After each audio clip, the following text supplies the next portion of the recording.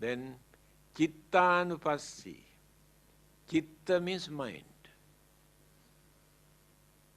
Try to find out what are the wholesome, unwholesome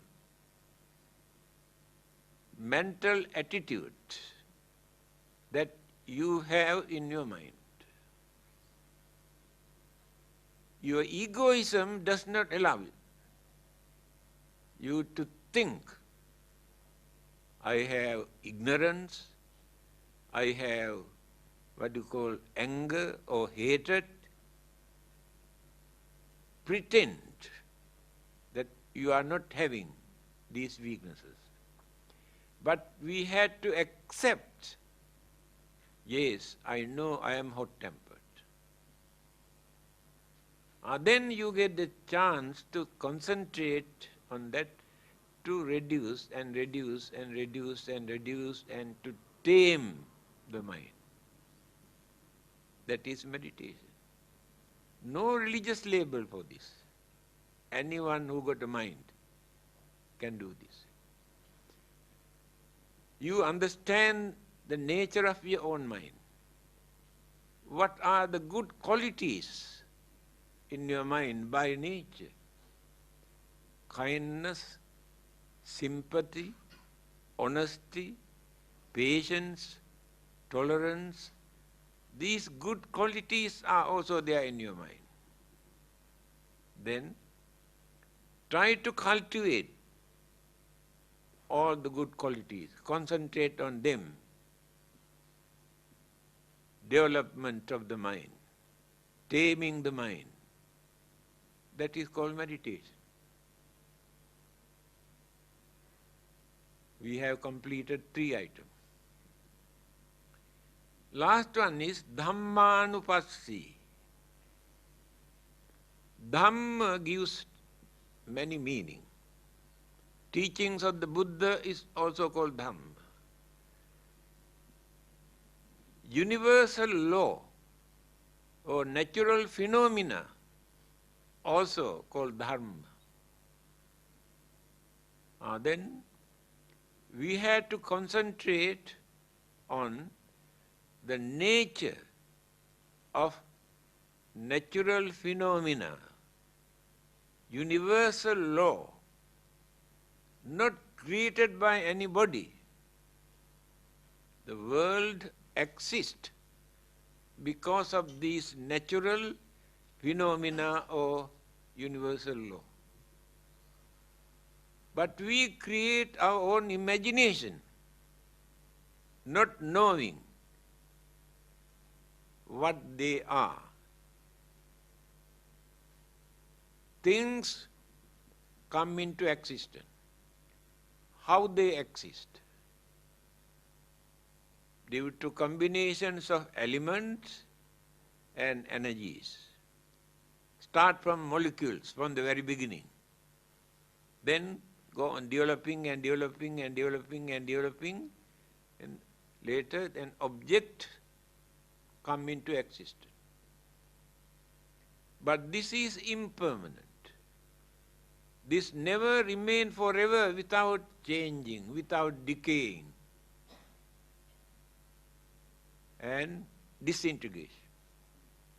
Whether it is life or planet or any other object, anything that which exists in this universe, all are impermanent. They exist for a long period, but while existing, going on changing, changing, changing, changing. After changing, changing, decaying, decaying, decaying, decaying. After decaying, disintegrate, dissolved. Elements turn into elements, energies turn into energies.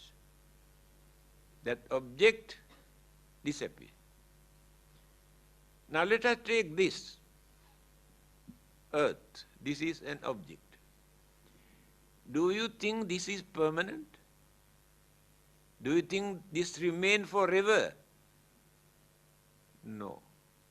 The sun and the moons and the galaxies or universes, anything that which exists, everything is going on changing, decaying and disappearing. This is the universal law.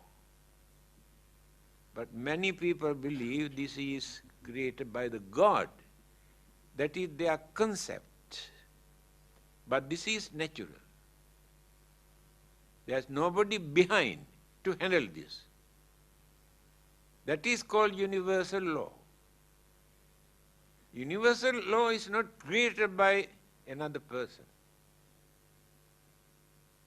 Then we'll come to know what this world is, what this universe are.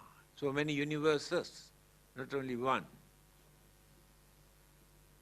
Then we realize the real nature of existence. Now this earth, while we are which we are living on, divided into 4 periods, according to the Buddha. Sangvarta, Sangvartasthai, Vivarta, Vivartasthai. 4 periods. Existing period. Now this is existing. We are living. We think this is permanent, forever. No, we are wrong. While existing, it is going on changing without our knowledge. Not noticeable. It may take so many thousands or millions of years for us to understand the changes, how changes have taken place. After that, start to decay. Going on decaying. Why?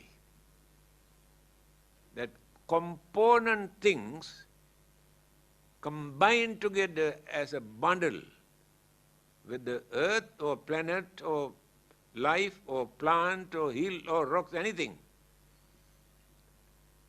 The binding factors, energies, started to loosening. Then later all the element separate, energies separate. It is natural. 4 stages just now I mentioned. Existing period, changing period, decaying period, and disintegration. Disappear. After that, when this question was put to the Buddha,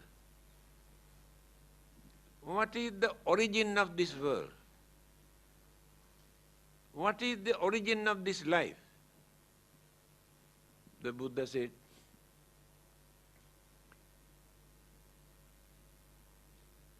it is impossible for anyone to find out the beginning of this world or the beginning of this life.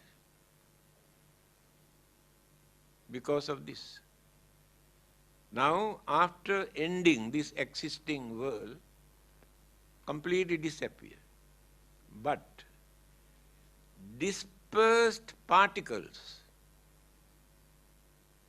molecules, atom, neutron, proton, electron, gravity, gas, magnet, all these energies no one can destroy, remain. These are energies.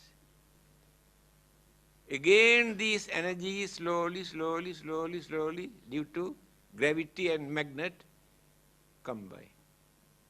Molecules. Then the formation started to take. That is why the Buddha says there is neither beginning nor end. I remember Bertrand Russell, one of the best intellectual freethinkers in England. He said, in his book, amongst the founders of all those religions, I respect only one man. He is the Buddha. Although he was not a Buddhist, he has no religion. Why do I respect the Buddha? The Buddha is the only religious teacher who never made false statement about the beginning or the origin of this world. Because he knew what this world is. But all the others said, this world was started at such and such time, created by so and so. It shows how poor their understanding capacity. The Buddha knew what this world is. Therefore he said there is neither beginning nor end. Beginning become the end, end become the beginning, joined together again. Now, setting sun here in this country today become rising sun in another country. So setting sun is not the ending of the sun, reappear again. So everything that which exists, change, decay, disappear, again energy is combined together, formation take place. That is the four method introduced by the Buddha for us to concentrate. When understanding appear in our mind will be free from all the weaknesses and defilements and evil forces, sufferings, complete liberation, salvations, deliverance, final goal. We gain when our mind be developed up to that extent. This is the nature of the mind. Without using our mind, we cannot gain salvation from another person. Buddha says, Tumhehi kiccang atappang akkhataro tathagata. The Buddha can tell you what to do and what not to do for you to find out your salvation. I cannot give this salvation to you. You have to work for that. But Buddha can tell how to do that. So we cannot expect our salvation from another person by worshipping or praying or offering or doing anything. We have to work for that. Although they believe that they can get from either God or from any other person, but they had to work for that. Simply they never gain their salvation. So from the Buddhist point of view, it is very clear, we never gain our final salvation from another person. We had to work by following the correct method given by the religious teacher. What is the time now?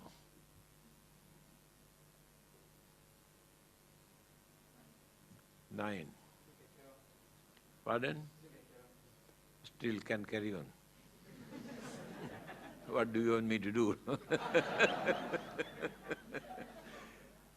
Why not we have discussion? Because there are many things to discuss. Because we are not here to argue or to fight or attack or criticize or condemn, but to know something, to understand something, how far we can get together, work together, and how far we can develop our good attitude, how far we can reduce our weaknesses. This is the main purpose. Thank you, Chief Reverend.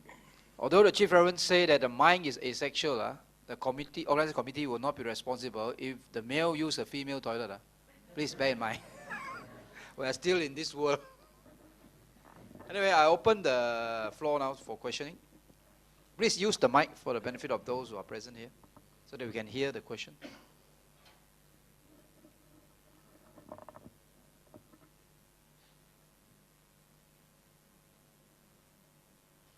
Okay. Right, Reverend. Right, Reverend. Just one piece of advice we would like to get from you. That is, we realize and we can observe there's so much of destruction of the world going on simply due to man's selfishness and greed. He doesn't know what actually keeps him alive. What he needs to survive, he has forgotten. What he knows what he needs to keep his greed and selfishness going. What is your advice to the environmental destruction of the world? Thank you, Right Reverend. Only advice that I can give from the Buddhist point of view,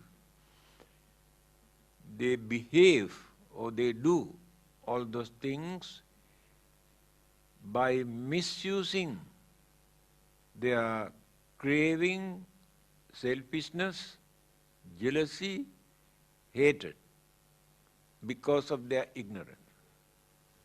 Ignorance is the main cause. If there is no ignorance, they never misuse those things to disturb or for destructive purpose. Therefore, all these troubles start from ignorance. That is why it is necessary for us to know, to understand. Just now I explained the 4 items recommended by the Buddha for us to know. When we understood, then we can reduce so many misconceptions, bad ideas, cruelty, jealousy, anger, through this understanding. Therefore, by force, no one can stop. The more we use force, the more they aggravate the situation. The other day, I mentioned United Nations Constitution. They have drafted in the United Nations Constitution, war begins in the human mind. At the same time, peace also must come from the human mind. We can pray, we can worship, we can burn lot of papers and joysticks asking peace to come down. It never come down from anywhere. It must come from the human mind. They are repeating what the Buddha has said. In Dhammapada, the first sayings of the Buddha, he said, Mano Pubbangama Dhamma. Very simple saying. Mana means mind. Mano Pubbangama Dhamma. Human mind is responsible for all those good and bad things that which exist in this world. Not the animals or ghost or devil or God, but human mind. Human mind create violence and bloodshed as well as peace. Nobody else can do that. To reduce this, we must develop our understanding by reducing our ignorance. We have more ignorance in our mind. Understanding is very little. Just like huge iceberg in the sea. We can see only little bit on the top. Iceberg is under the water, we cannot see. Our ignorance is so big in our mind.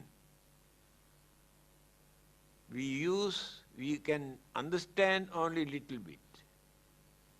That is why we are facing all these unfortunate incidents, occurrences to suffer.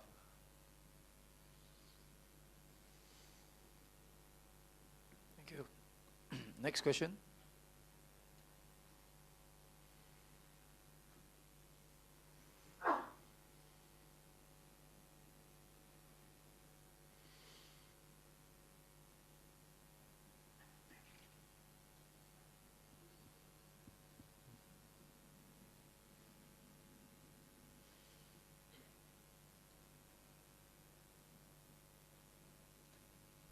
Thank you.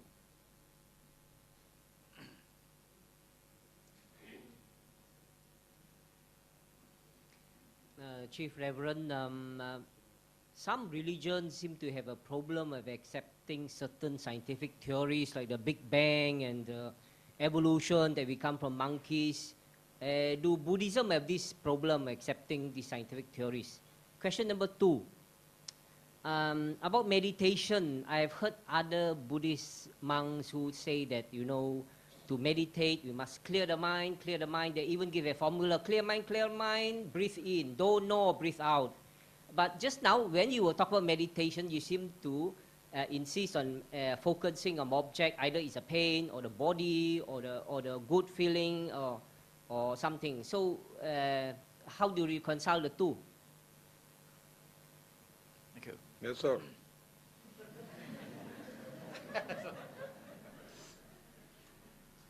If the mind is clear, no need to meditate. What for?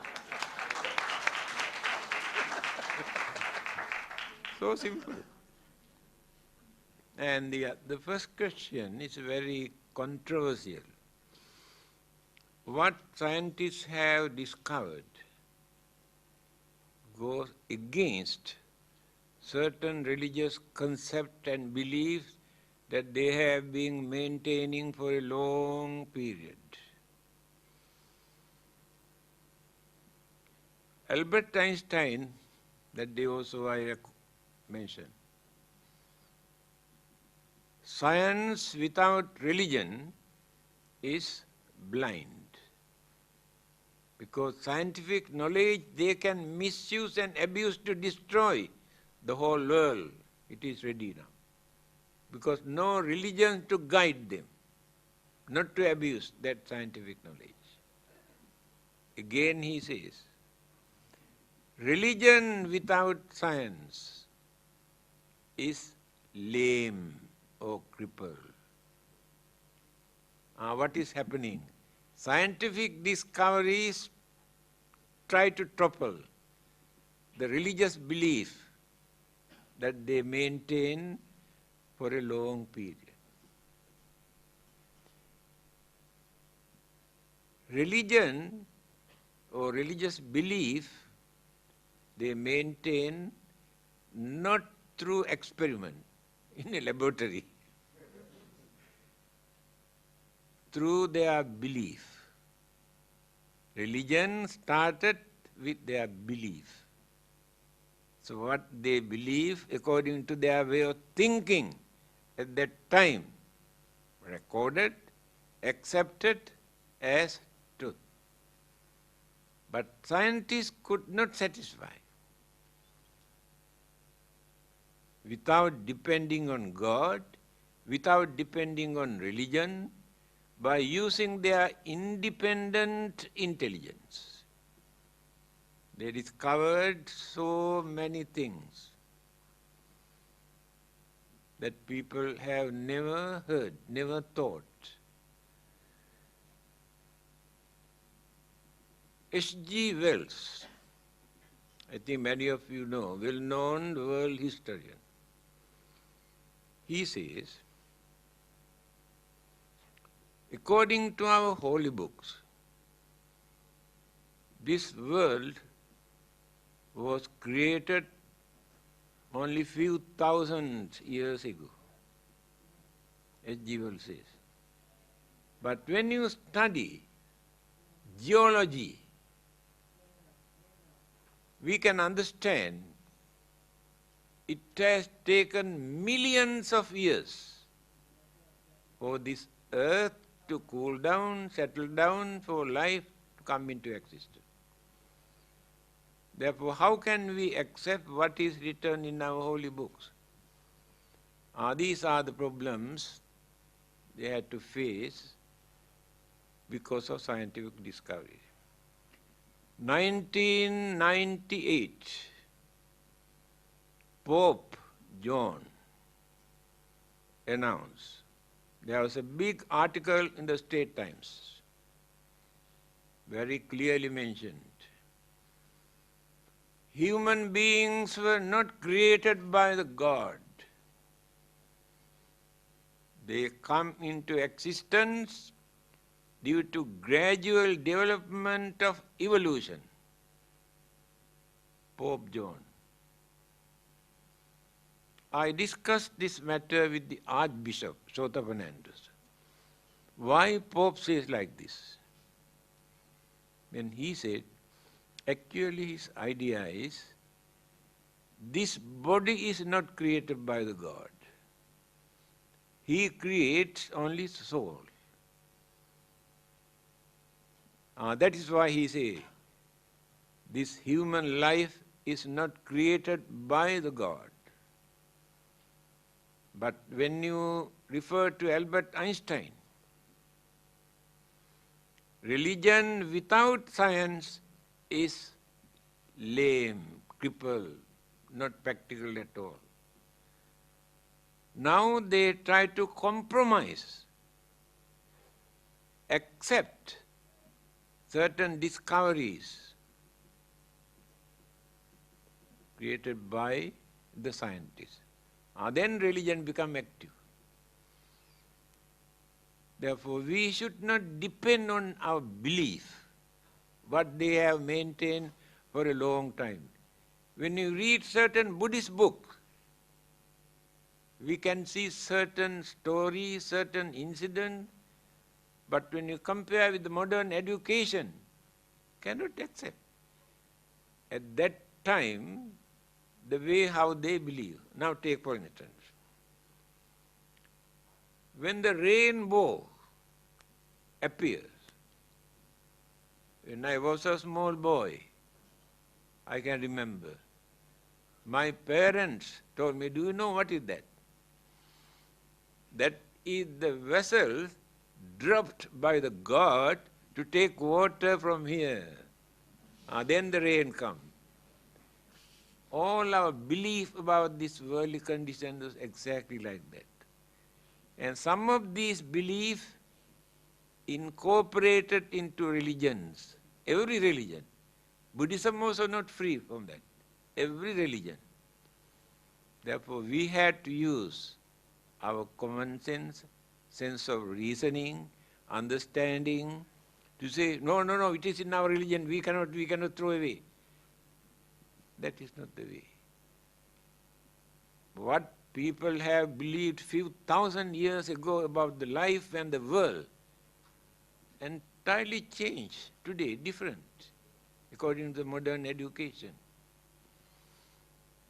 Therefore, instead of criticizing, condemning religious belief, we must try to understand with good intention they have introduced these beliefs. But today when we analyze, we can understand some are not easy to prove that they are true.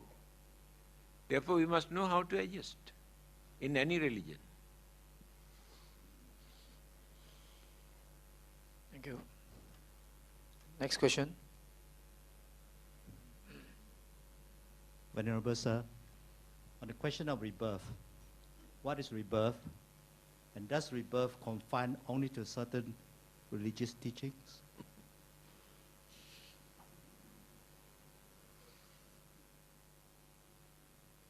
There are three words. Three means reincarnation, transmigration, and rebirth. Transmigration used by Hindu, and today Tibetans also use that word, transmigration. Sorry, not transmigration, reincarnation. Reincarnation. Transmigration means the soul migrate from life to life, if not straight away, either heaven or hell. That is called transmigration. Buddhism does not use these two words. Used only rebirth. That is also not correct. The word used by the Buddha in his first sermon, Dhammacakka Sutra, he said, Natti dani punabhava. Punabhava. Becoming again. That is the word used by the Buddha. No more, we use the word rebirth. That means becoming again. Why become again? People say, why? We cannot understand. Today, religion is not important to understand that becoming again is true. No need to depend on any religion. How many people have remembered their previous birth, explain everything in details? Many people have come from America, Germany, England, having heard, investigated, found out correct what they have said. But that memory remains only 1 or 2 years' time. After that, completely disappears. Just now I mentioned, in our storehouse of consciousness, all our memories are there. That memory suddenly appears. Again, when we hypnotize a person, there are many cases, they have explained their previous birth, all the details, and spoke a language that this person never learned within this lifetime. There are many cases in Australia and some other countries. These two things are more than enough for us to understand that whether we believe or not, belief is not important. Things never take place in this world according to our belief. Birth is natural, sicknesses are natural, old age is natural, death is natural, no need to believe.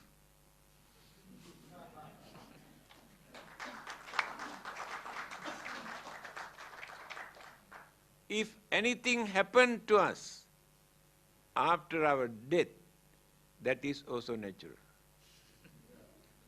Not according to the God or Buddha or Bodhisattvas or anybody. They are not responsible for that. They cannot create that, they cannot stop that. Only our mind, our consciousness is responsible for that. Just now I mentioned consciousness, I did not explain. What are the 5 kinds of mental energies that we maintain in our consciousness? Avidya, Trishna, Karma, Upadana, Bhava. We do not know. We take only consciousness. First, avidya, ignorance, just now I mentioned. We have more ignorance in our consciousness. Ignorance misleads us, persuades us to create more bad things than good things. It is in our consciousness. Then we have craving. 3 kinds of craving. Kama tanha, bhava tanha, vibhava tanha. Craving for existence. We can destroy thousands of others for my living or our living. Our craving is so grave, so strong in our mind. By destroying all the others, I want to live. Craving for rebirth. Craving for eternal life. Always in our mind. Then, tanha, karma. We cannot live without creating either good karma or bad karma. Karma is not belong to any religion. Natural occurrences. Wholesome, unwholesome, by nature. Not created by the man or religious teachers.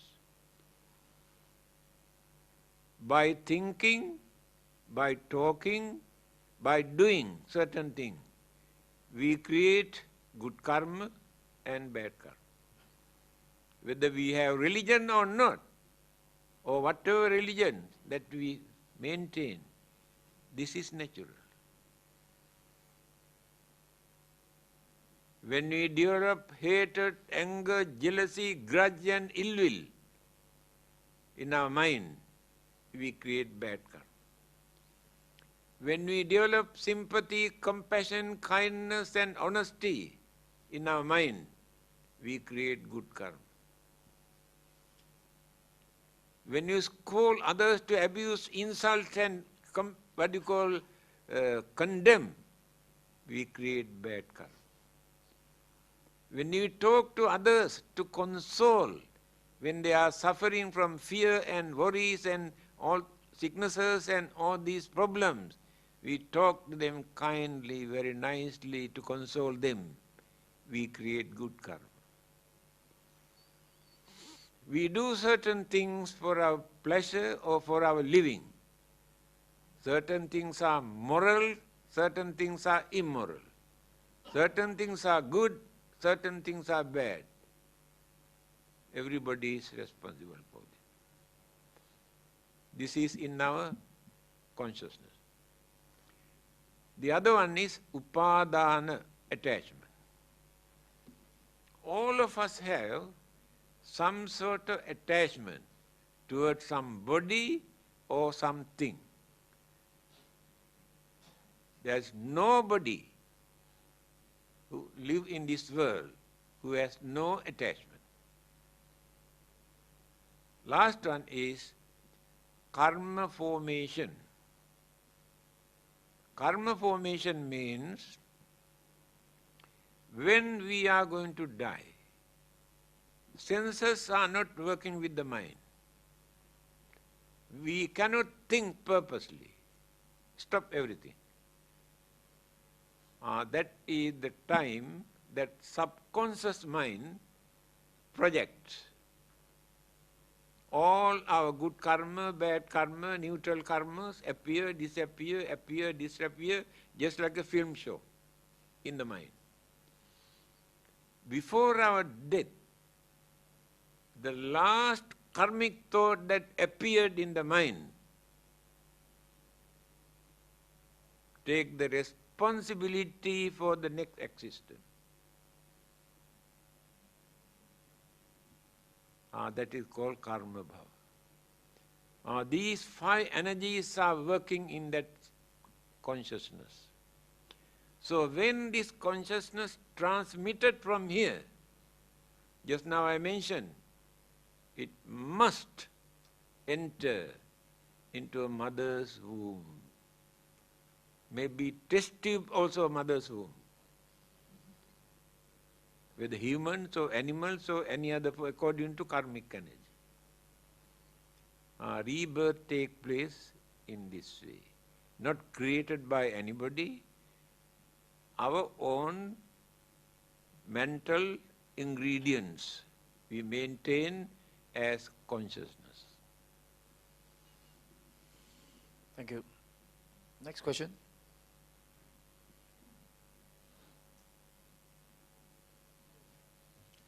Chief Reverend, can I pose a question to you? You are going to post.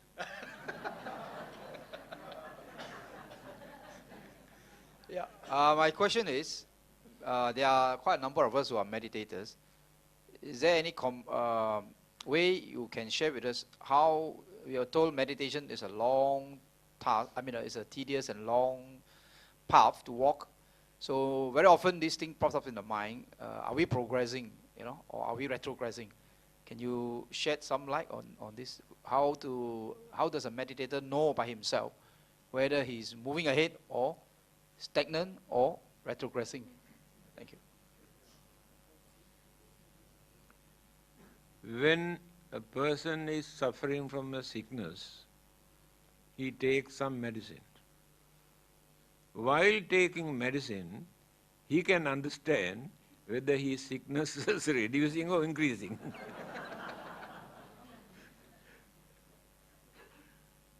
What is the first one? Okay, my first question is, what is the purpose of life? Oh, that's right. And my second question... Wait. Okay.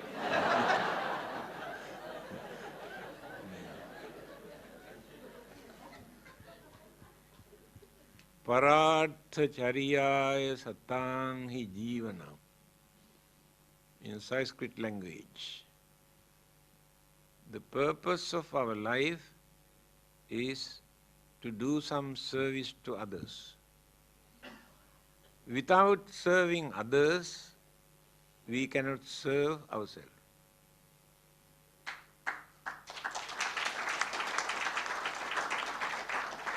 No, that is the purpose of our life. Now what is the second one? My second question is, how could religions in this world play a more significant role towards promoting world peace and avoiding conflicts in between religions and communities of different ethnic backgrounds? In my talk I have mentioned,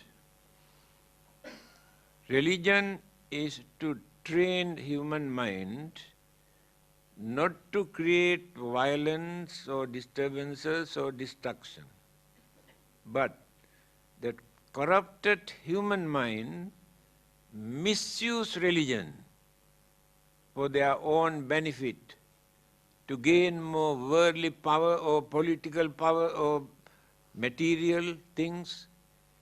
So, no one can do anything to promote peace or what you call happiness if we do not change our mind. It never come down from heaven, it never come down from anywhere else, it must come from our mind. If the mind is corrupted, selfish, no one can do anything, they are misusing religion. Religion is a very big business now. Actually, they are not practicing religion. They use religion either for gain more political power, more authority, or more material gain, or manpower. They use religion only for that purpose, but they do not want to practice any religion. They use the name of religion to gain many of these things. See how we use our mind, how unreliable we are. So, what is the third one? Should a religion get involved in politics and to take stand on certain issues, especially Yes, I can remember. No, it is a good question. Because I have heard on many occasions people say we should not use religion with politics, should not mix up. They are wrong. The Buddha has given this advice. Anujanami bhikkhave rajanang anuvattitum. First advice, as the followers of the Buddha, to cooperate with the existing government or law enforced by the government. That is the first advice. Second advice, if the ruler of the country punished innocent people, it is not suitable for him to remain as a ruler. He must get out from that. Then he said, if the ruler do not punish the culprit, he is also not suitable to remain. Therefore, the Buddha has pointed out the culprit must be punished. But in Buddhism, there are no religious punishment. Many other religions, they have religious punishment. In Buddhism, there is no religious punishment. The Buddha's advice is cooperate with the existing government and the law. No separate religious law in Buddhism. Again, if the people come to know the rulers or the government are unfair, overtaxing, it is their duty to get rid of that kind of politics or political power or the government and organize, establish a good government. Therefore, we cannot say religion should not interfere with politics. Thank you. Next question.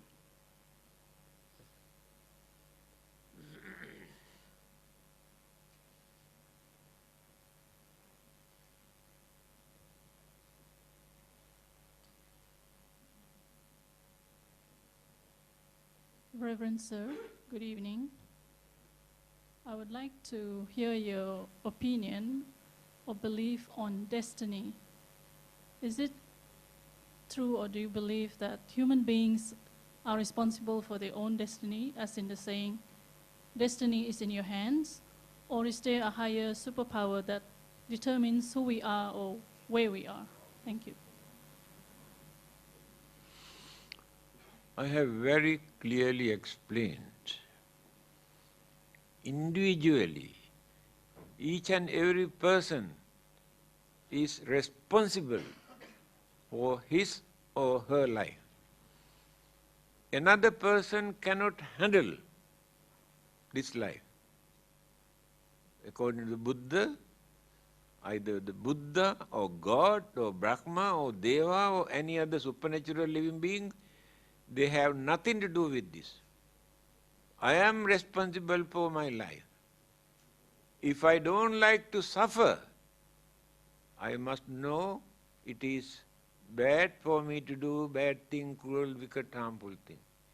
If I like to have peaceful, happy, prosperous life, I must know how to cultivate and develop my way of life by doing some service to others. Therefore, another living being has nothing to do with this life. Thank you. Difficult for us to develop this spirituality.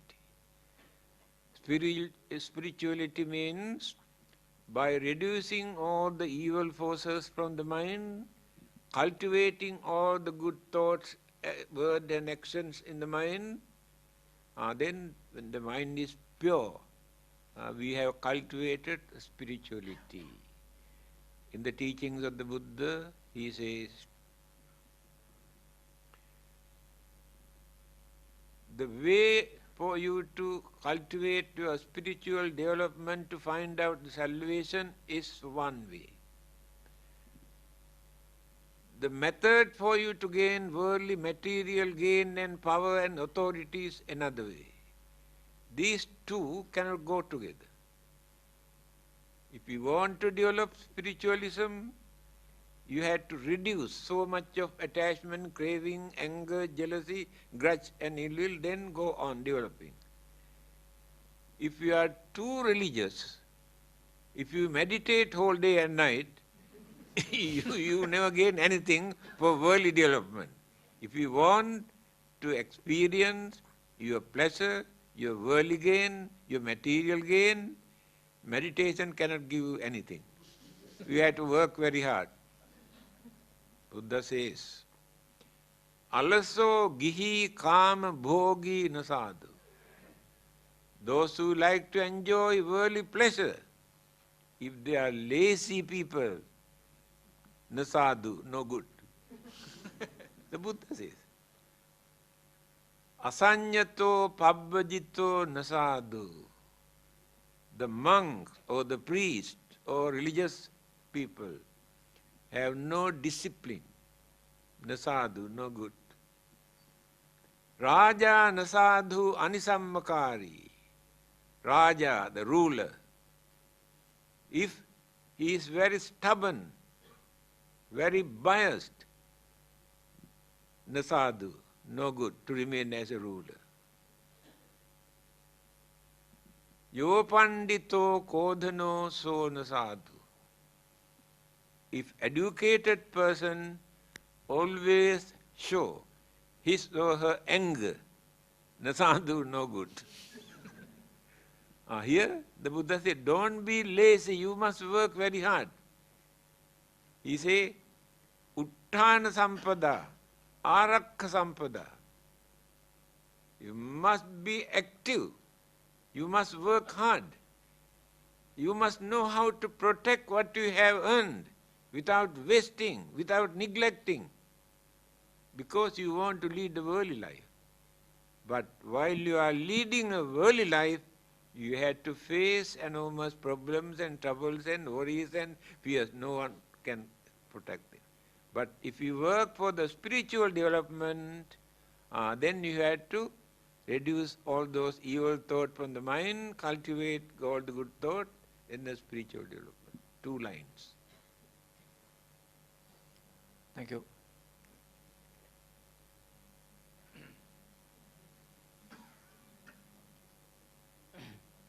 Chief Reverend, so I understand we are entitled to 3 questions. So my third question is, Chief Reverend, you have been talking about the mind and consciousness, but say in the last century, psychologists like Sigmund Freud and Carl Jung, they talk about unconscious or the unconscious mind. So you are talking about through meditation we can gain control of our conscious mind, but can meditation also help us to gain control of our unconscious mind, for example? Because today psychologists talk about what happened to our childhood, for example, even before age of reasoning, we will somehow influence our adult life, our behavior and actions. So can meditation also help us to gain control of our unconscious mind besides the conscious mind?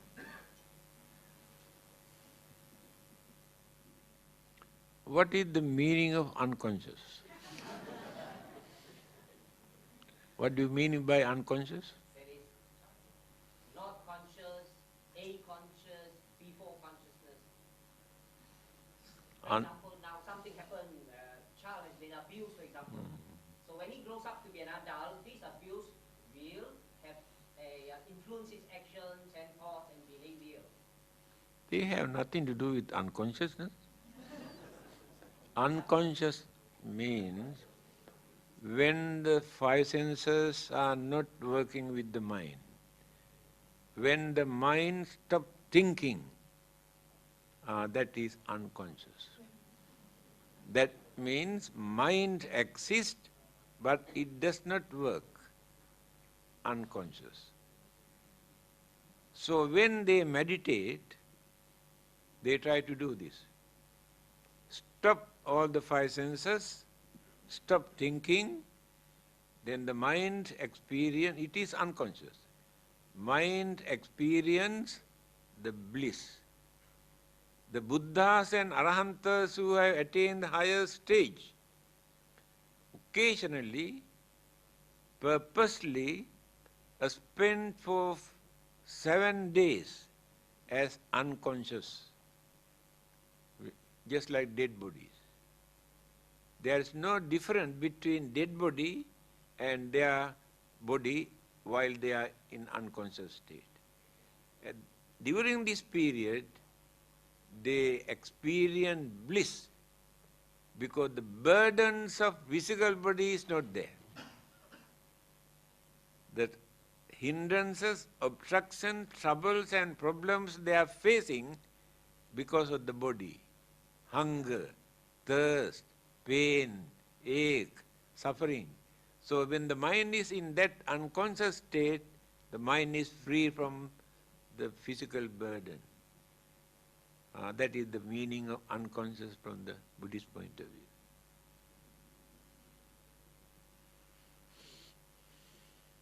Thank you. It's 9:45. Or one final question.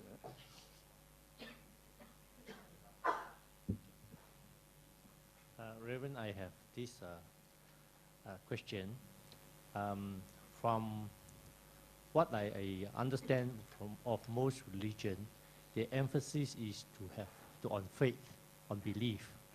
And because of that faith, the followers are actually looking for salvation.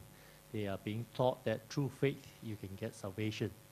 Now, from what I heard about the Buddhist teaching so far, the emphasis seems to be that faith is not important. What you believe is not important because it is the universal truth and it is the mind that is important rather than the faith. In other words, what you believe does not change anything in the world. That's what you emphasize. And all this concept that you have talked about, that because we are an ongoing matter, the molecules, the elements, everything, this world has no beginning, no end. That's, am I right to believe that if that is the case, in the case of Buddhists, the follower of Buddha, there is actually no need to even think about salvation? There is no such thing as salvation in your belief. Am I right to say that? It is not necessary to believe or think. By knowing, the more we exist, the more we have to suffer, physically and mentally. Almost every day, complain, pain, troubles, worries, fear, disturbances, while we are living here. So if we don't like to suffer like this, then we must have an aim in our life. What is that aim? To get rid of all these sufferings and problems and troubles that we are facing. Therefore, religion paved the way what to do and what not to do to get rid of this unsatisfactoriness in our life. So the belief has nothing to do with that, only understanding. Thank you. Yeah.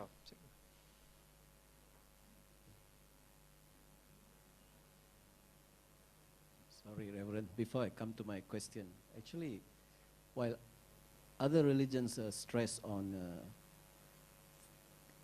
deepness of faith for salvation. Buddhists simply say that your actions will give you salvation. If you do good, your salvation is already guaranteed, not your deepness of faith. That's what I understand. Hope I'm right. Before I come to my question, another thing is the long and short of what we have learned today is that if you're clear in your mind, if your understanding is clear, you don't actually need to go into meditation. Am I right? Okay. Thank you. The other thing is... So you ask, then you answer your question. Yes. Okay, go ahead. Yes.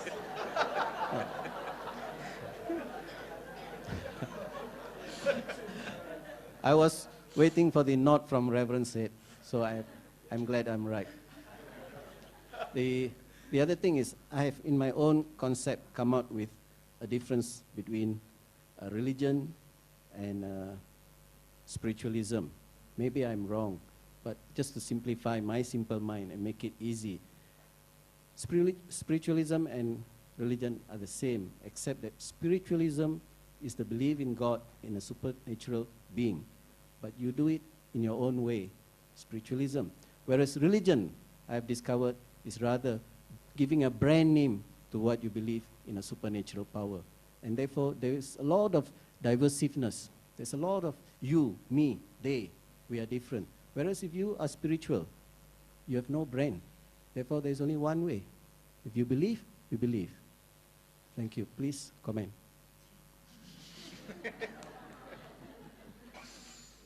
I think your spirituality is a different kind of spirituality. We use the word spiriti, means moksha. In Sanskrit, we say moksha. In Pali, we say mokha. In English, we say salvation, liberation, deliverance, freedom. Same meaning. Why every religion use this word, salvation? That means they admit within this lifetime we are suffering. To get rid of this suffering, must follow this religious way of life for our salvation, for our liberation, for our freedom. That is the purpose of life. That is spiritual development. Thank you.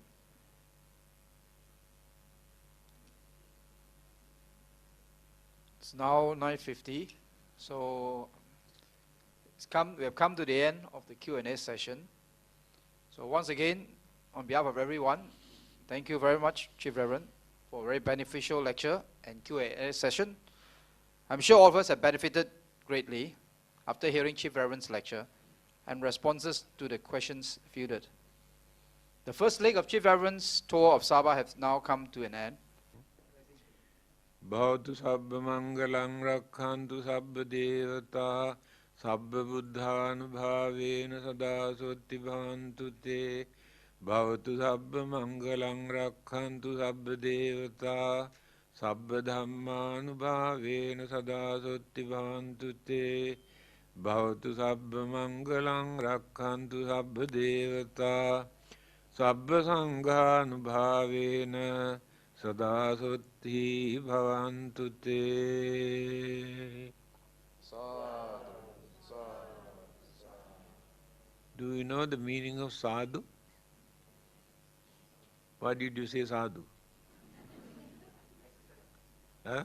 Excellent. Well done. Well done. Excellent. That means encourage others also to continue when you say sadhu. Another thing, when we say sadhu, that is the end of that program. Understand? End of the program, only we say sadhu.